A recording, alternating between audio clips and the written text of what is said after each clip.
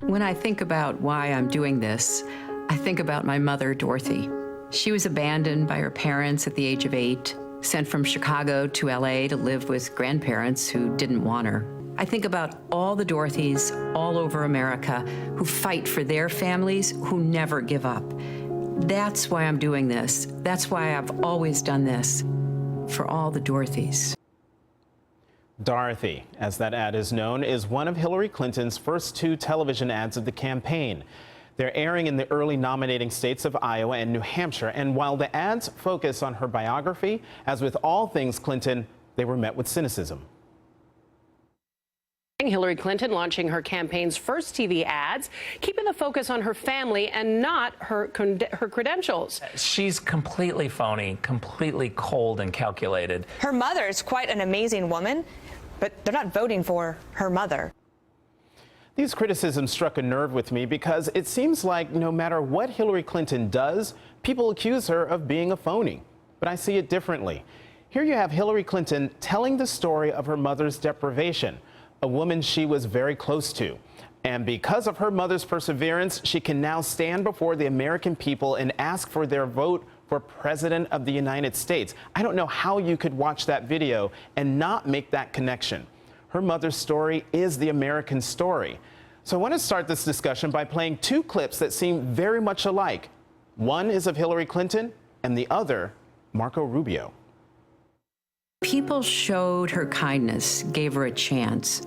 Like the teacher who saw my mother had no money for food and started bringing her extra from home, whispering, "You know, Dorothy, I just brought too much food today." My father was a bartender, and the journey from the back of that bar to this stage tonight, to me, that's the essence of the American dream. It's what makes our nation different. And I'm running for president because I want that to still be possible for the people trying to do that now. Joining the panel for this is Karen Tumulty, national political reporter at The Washington Post. Thanks for being here, Karen. Sure. So, Karen, why do those clips of Clinton and Rubio get such different reactions? Well, because Hillary Clinton has been a part of our national psyche, I think, for at least a quarter century now. So it really is pretty extraordinary that she is introducing herself to the American public now. And the story of her mother is something that she wrote about extensively in her earlier memoir, Living History. Marco Rubio is somebody who really burst onto the national scene just a few years ago. And another issue, I think, is that Hillary Clinton, assuming she gets the nomination, as we all do, is likely to be running against a governor or a senator or someone who can point to a lot of very tangible accomplishments in their career. And Hillary Clinton, you know, from her time in the Senate, there really were no landmark pieces of legislation with her name on them. As Secretary of State, she was largely involved in strengthening relationships with people around the world. But again, there will be not a singular accomplishment like, say, this Iranian arms deal was for John Kerry. When she tried to reform the health system, she failed. When she ran for president, she failed. So again, it's the extraordinary part of it is that a woman who has been part of all of our lives for this long still feels that she has to introduce herself. Well, Joan, what's your reaction to what Karen said? And also bring into the discussion, if you could, the question of Hillary Clinton's honesty and trustworthiness. I mean, the poll numbers are bad. Only 37% of people believe that she is honest and trustworthy.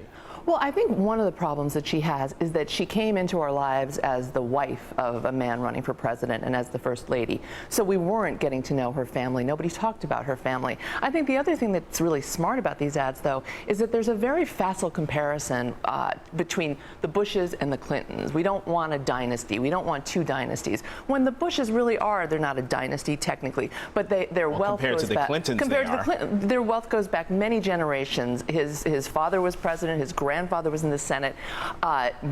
Franklin Pierce on his mother's side is a president. You know, they've been central and very wealthy and very privileged. She's from a very struggling middle-class family. Her mother was below middle class.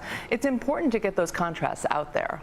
Well, and it's important because we talk about Hillary Clinton reintroducing herself this election, but she's very much introducing herself to a lot of young voters who were not around. Who were even alive at the time of the Clinton and were very, presidency.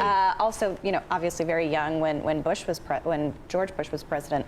So that's a big part of it. And what's interesting about Rubio, what Rubio is doing, and some of the others have talked about this too, is that he is trying to draw a contrast within his own party as well, with his personal story. Right. And I was at his announcement speech in Miami. I followed him on the campaign trail in various places, and that really resonates with Republicans who want to kind of get back to that kind of message and that humble beginning story and appeal to Right, he's contrasting himself with Jeb Bush with as well. Jeb Bush. Exactly. Yeah, and I watched Marco Rubio's announcement speech, and I have to tell you, when he told that line of, my father worked in the back of the room so that I could stand here at the front of the room, I get chills just saying it because it's a compelling story, but it is the quintessential American story. And that's why when I saw the Dorothy ad, I thought, she's got the quintessential American story, yet no one talks about it. Right. Republicans are on dangerous ground if we want to suggest that Hillary Clinton's not been successful, that she hasn't had achievements in her life.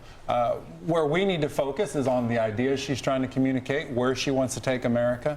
And look, voters are pretty smart. And you referenced it, her very low trustworthy numbers. In fact, I was in the airport on the way back from Cleveland from the debate, talking to this young female Democratic voter who said, Hillary Clinton, her hands are dirty. Yeah, go ahead, Caitlin. Well, I was going to say, I think a lot of the appeal of Bernie Sanders, beyond the economic message, is that he is accessible. His events are seen as accessible. His campaign is seen as accessible to young people. So I think that's part of this. And so when you're introducing yourself to people, and you have not only a challenge within the party, but also you have 17 Republicans for the past several months directly going after her. And also a generation of Republicans who have targeted her and her husband. And her husband. So, yeah, go ahead, Karen. The real question, and the one that she hasn't really answered yet or even begun to answer, is where would she take the country specifically? What are her policies? Her husband famously said over and over, elections are about the future. And at some point, Hillary Clinton is going to have to explain how a Hillary Clinton presidency would be like, and also how it would be different from the presidencies of both Bill Clinton and Barack Obama, for whom she worked. And one more thing, Karen. How can, you probably just sort of answered this question. I was going to ask, how can Hillary Clinton bring the conversation back to being a champion of everyday Americans? You say that she needs to say what her plan is. I would argue that she has been giving speeches over the last several months on many, many topics. Criminal justice, voting rights. She has an economic plan that get climate change. So is that not enough? Tomorrow, college affordability tomorrow. They're thematic plans at this point, but specifics, and probably she needs a specific Republican to contrast herself from, and not just Republican philosophies. But I really don't think that these have yet added up to a real rationale for running, and a real description of where she would take the country, and a real contrast with, again, the last couple of Democratic presidencies. Karen Tumulty, you're staying with us and staying with the panel, and